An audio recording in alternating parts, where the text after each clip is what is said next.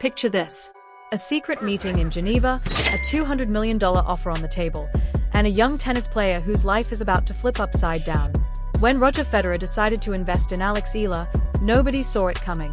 And when the details leaked, the tennis world lost its mind. This isn't your typical sponsorship story. We're talking about power, legacy, and a deal so controversial it split the entire sport down the middle. Some called it genius, others said it was exploitation disguised as opportunity. So, what really happened behind those closed doors? Let's break it down.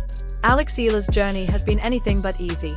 While other rising stars had million-dollar sponsors and national tennis federations bankrolling their careers, Eala was grinding through ITF tournaments on a shoestring budget. Born and raised in Manila, she learned to play on courts that had more cracks than clay. Her game was built on pure grit and determination. At just 16, she made history as the first Filipino to win a junior Grand Slam singles title, the Australian Open Girls Championship in 2020.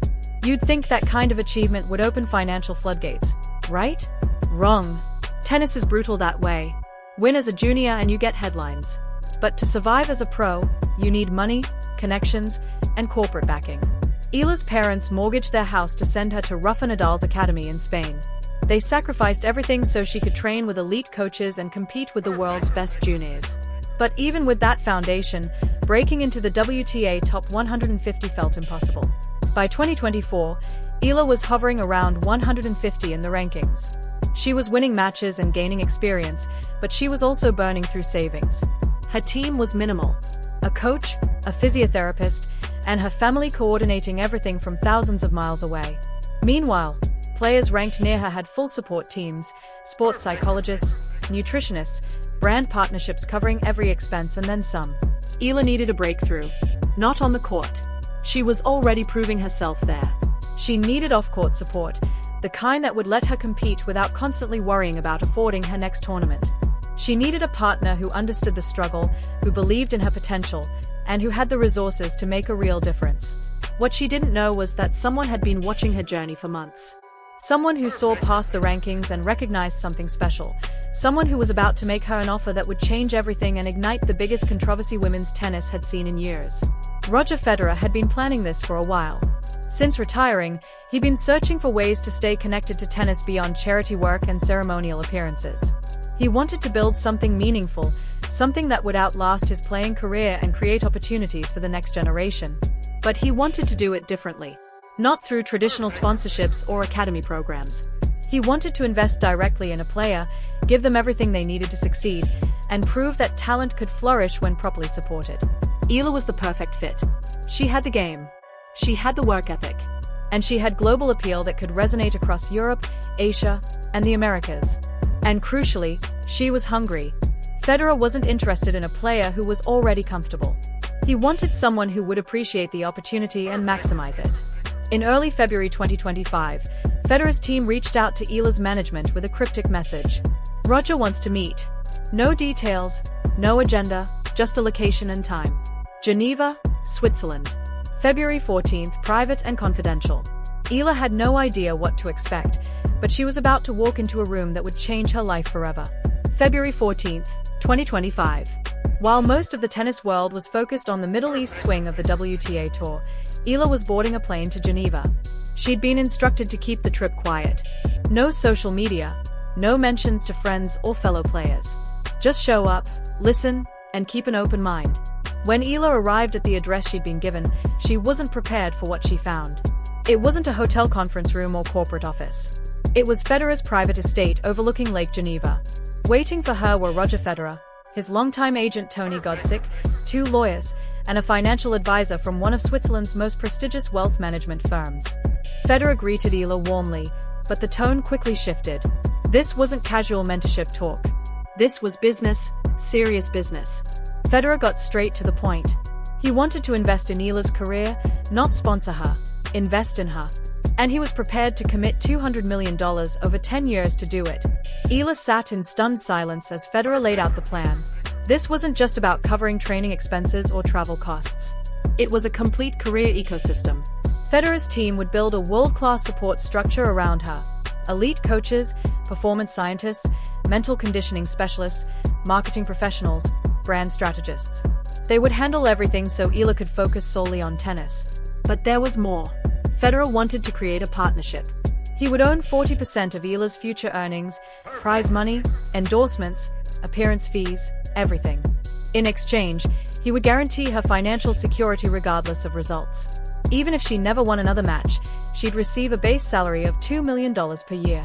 If she cracked the top 50, that figure would increase. Top 20, even more. And if she won a Grand Slam, the payout would be massive. Federer's argument was compelling. He told Eala that tennis has a fundamental problem. Players outside the top 50 struggle to afford the support systems they need to succeed. It's a vicious cycle that keeps talented players trapped. His model would break that cycle. By guaranteeing financial stability upfront, players could hire the best teams, take risks, and compete for the top without fear. But Federer wasn't doing this out of pure charity. He was upfront about it. This was an investment. He believed Eala could become a top 10 player, a Grand Slam champion, and a global brand. If that happened, his 40% stake would be worth far more than the $200 million he was putting in. It was a bet on her talent, a bet he was willing to back with generational wealth. Eala's head was spinning. This was beyond anything she'd imagined. The money alone would transform her family's life. Her parents could stop worrying.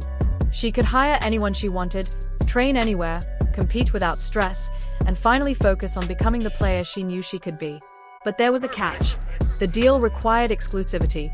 Eala couldn't sign with traditional sports agencies or pursue independent sponsorships without Federer's approval. She'd essentially be operating as a Federer-backed enterprise. Career decisions would be collaborative, but Federer's team would have final say on major moves. The lawyers walked Eala through the contract. It was thick, detailed, and legally airtight. Federer wasn't playing around. This was a real business arrangement with real stakes. Eala had 72 hours to decide. No pressure, Federer said, but he also made it clear this offer wouldn't come around again. Eala left Geneva in a daze. She called her parents, her coach, trying to process what had just happened. Should she take the deal? Was this the opportunity of a lifetime, or was she giving up too much control? She had 3 days to decide her future, but she never got to make that decision privately. 2 days later, the entire world found out. February 17, 2025. A sports reporter at The Athletic dropped a bombshell. Details of Federer's secret $200 million deal that could change women's tennis forever. The article had everything. Specifics of the Geneva meeting, quotes from unnamed sources close to the negotiations, and most damaging of all, leaked excerpts from the proposed contract showing Federer's 40% ownership stake in Eala's career. The tennis world exploded. Within hours, the story was everywhere. ESPN, Tennis Channel, BBC Sport, and social media platforms flooded with reactions, hot takes, and outrage. The narrative formed instantly. Roger Federer, one of the wealthiest and most powerful figures in sports, was trying to buy a young player's career. The optics were terrible. Within 6 hours, the WTA issued an emergency statement. It was carefully worded but clearly concerned, emphasizing that while the WTA supports player empowerment and financial opportunities, any agreements involving ownership stakes in player careers would be reviewed under WTA regulations. Translation: this deal might not be allowed. Player reactions came fast and fierce. Some were supportive. ONS Jabber tweeted, "If this helps Alex's career and secures her family's future, who are we to judge? Players deserve financial security too." But others weren't so forgiving. One anonymous top 20 player told Sports Illustrated, "This sets a dangerous precedent. What happens when more billionaires start buying young players? Does tennis become a marketplace where talent is owned like stocks? That's not the sport I signed up for." Jessica Pegula, one of the tour's wealthiest players due to her family's fortune, posted a nuanced social media thread. She acknowledged the appeal of guaranteed income but questioned whether giving up 40% of future earnings was sustainable. "I understand the temptation, especially for players without financial backing," she wrote. "But 40% for life, that's not mentorship. That's ownership. And I'm not sure that's healthy for the sport." The criticism intensified when sports business analysts started crunching numbers. If Eala reached the top 10 during her career, she could potentially earn over $50 million in prize money alone. Add endorsements, appearance fees, and exhibition matches, and she might make $100 million or more. Federer's 40% would net him $40 million on a $200 million investment. Not bad. But if Eala struggled and never cracked the top 50, Federer could lose tens of millions. It was a real risk. The question was whether it was fair to put a 21-year-old player in a position where her entire financial future hinged on one man's investment strategy. In the Philippines, fans were divided. Some celebrated the opportunity. Local news outlets ran headlines like Eala's big break, Federer believes in Filipino talent. But others worried about exploitation. A popular Manila sports radio DJ asked on air, "Is this empowerment or colonialism? A Swiss billionaire owning 40% of a Filipina athlete's earnings? We need to talk about this." Meanwhile, anonymous sources from Eala's camp started leaking details to the press. One report claimed Eala had been leaning toward accepting the offer before it went public. But now that the entire tennis world was watching and judging, the pressure was unbearable. She'd gone completely silent. No social media posts, no public comments, radio silence. Federer's team stayed quiet too. Godsick declined all interview requests. Federer himself was unreachable. The silence from both sides only fueled speculation. Was the deal dead? Was Eala backing out? Was Federer retreating? Behind the scenes, chaos was unfolding. The WTA's legal team was reviewing whether the proposed deal violated regulations around player representation and contractual freedom. Several agents in the industry were pressuring the WTA to block the deal, fearing it would set a precedent that could disrupt the traditional sports agency model. Major sponsors were watching nervously, uncertain how this might affect their relationships with players. 10 days passed. Still no word from Eala. Speculation reached fever pitch. Then on February 27th, Eala's team announced she would hold a press conference. Finally, the world would hear her side. What she said next shocked everyone. Some called it brave, others called it reckless. Here's what happened. May 2025, 3 months after accepting Federer's deal, Alex Eala sat down for her first in-depth interview since the controversy began. She chose a Filipino journalist from Rappler, someone she trusted to tell the complete story without sensationalism. The conversation was raw, honest, and revealing. Eala opened up about the pressure, the criticism, and the reality of living under the weight of a $200 million deal. "People think this money just showed up and fixed everything overnight," she said. "It didn't. The first month was the hardest of my career. I couldn't escape the criticism. Every time I opened social media, someone was calling me naive or saying I'd been taken advantage of. It got to the point where I had to delete apps from my phone just to focus on training." But she also shared what the deal had actually provided. Within weeks of signing Federer's contract, his team had assembled a world-class support system around her. She was training with a former top 10 player as her primary coach. She had access to biomechanics specialists analyzing every aspect of her game. And she was working with a sports psychologist who helped her manage the mental pressure of competition and public scrutiny. Most importantly, she had financial peace for the first time in her career. Eala didn't have to worry about affording her next tournament. Her parents weren't risking their savings anymore. She could focus purely on tennis. The results spoke for themselves. In April, Eala reached her first WTA semifinal at a 250-level event in Bogota. By early May, she'd cracked the top 100 for the first time. Her ranking jumped from 147 to 94 in less than 3 months. The improvement was undeniable. But Eala was careful to acknowledge the complexity of the situation. When asked if she regretted the deal, she paused before answering. "I don't regret it, but I won't pretend it's been easy either. Some days I feel the weight of that 40%.